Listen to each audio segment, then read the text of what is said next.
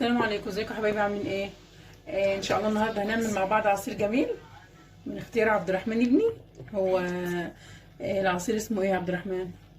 سوري. اسمه عصير ايه؟ اوريو. اوريو. عصير اوريو. ماشي. عندنا هنا لبن، احنا نعمل مقدار كوبايه او كاسين صغيرين، وعندنا سكر حسب الرغبه، ممكن ما نحتاجلوش.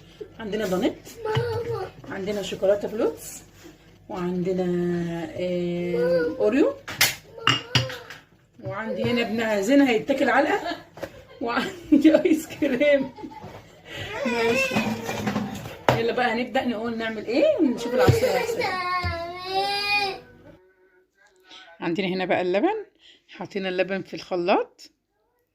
عبد الرحمن اللي بيحط، وزين برضو مش مريح نفسه.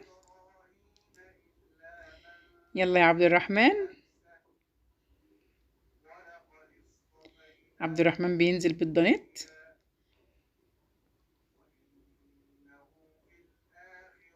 يلا يا بودي، حطها كلها يا بودي، مش عايز يحطها كلها.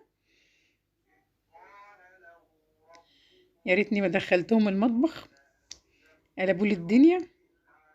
عندنا هنا بقى الاوريو، هو المفروض انه يكون الاوريو التاني اللي من غير شوكولاته من فوق، بس الموجود ما فيش مشكله، ما توقفوش نفسكم. عندي هنا برضو الشوكولاته الفلوتس، اي حاجه موجوده حطوها. هو اللي عايز العصير ده، بس بصراحه طلع جميل جدا، طلع طعمه حلو قوي. وايس كريم، حوالي معلقتين ايس كريم كبار على المقدار الكوبايه دي، كوبايه لبن كبيره مج، عليهم اوريو، عليهم شوكولاته فلوتس، عليهم ايس كريم، وشويه سكر.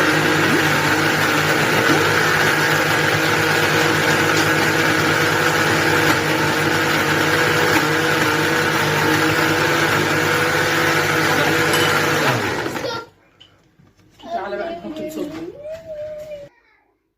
كده. تمام، نصبه بقى.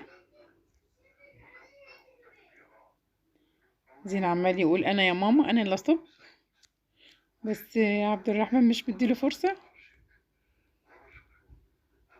بس والله طلع جميل، وعملوا 3 كاسات.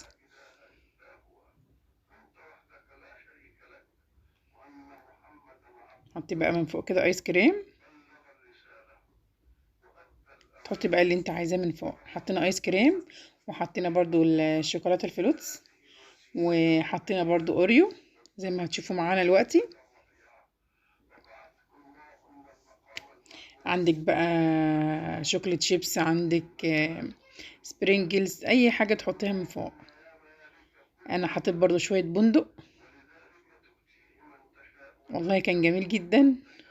جربوه بقى وقولوا لي في الكومنتات، خلوا عبد الرحمن يفرح. دي وصفه عبد الرحمن، قولوا له بقى رايكم فيها ايه.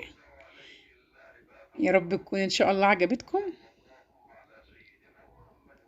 وفرحوا بقى بالكومنتات وقولوا له رايكم ايه. خلاص، عشان ملك فرحانه فيه. ملك مش عاجبها وفرحانه فيه.